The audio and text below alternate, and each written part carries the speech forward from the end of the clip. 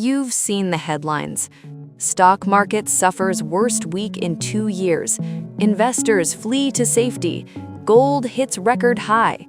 And somewhere in the middle of all that noise, you're sitting there thinking, okay, but what does that actually mean for my money? Should you be buying gold right now? Should you just hold cash and wait it out? Or is everyone who sold their stocks about to look really foolish in 6 months? Here's the thing. This is one of the most misunderstood questions in all of personal finance. And today, I'm going to give you a real answer, not the vague, it depends kind, an actual, mathematical, psychologically honest answer. Let's get into it. So here's what actually happens when markets start falling. Within the first 48 hours, you'll hear 3 very confident voices. One telling you to buy gold, one telling you cash is king, and one telling you to stay in stocks and ride it out. And all 3 of them sound completely reasonable.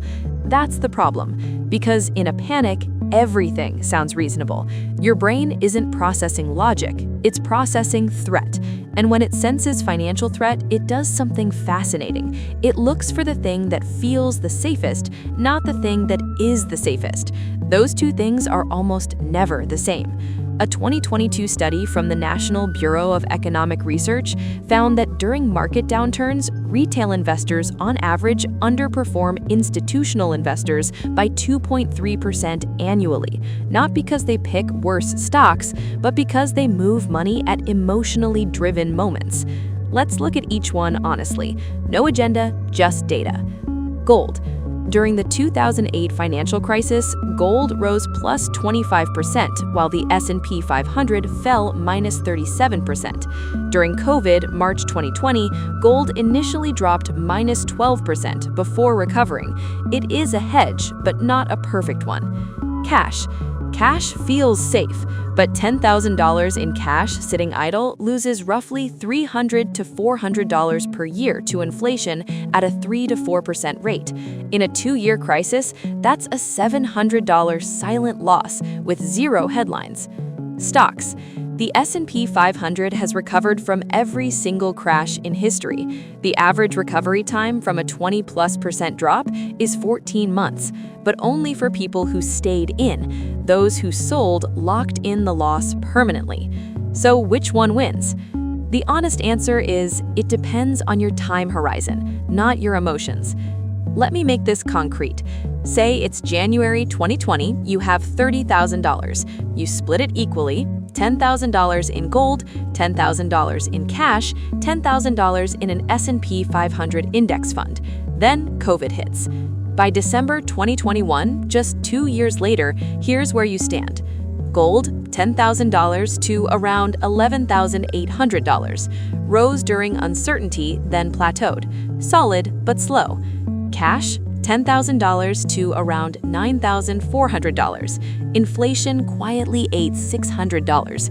You protected yourself into a loss. Stocks, $10,000 to $19,600. Crashed 34% in March, then recovered and nearly doubled by year-end 2021. Total portfolio, $40,800, a 36% gain in 2 years. And the person who panicked and went all cash in March 2020, they're sitting on $28,200. Same starting point, completely different outcome. The only difference was the decision made in a single panicked week. Now you might be thinking, okay, but stocks recovered fast in 2020. What about a real slow burn crisis like 2008? That took years. Fair, let's address that. Here's what most people don't realize. The question isn't which asset wins during a crisis. The real question is which combination lets me sleep at night and not destroy my future.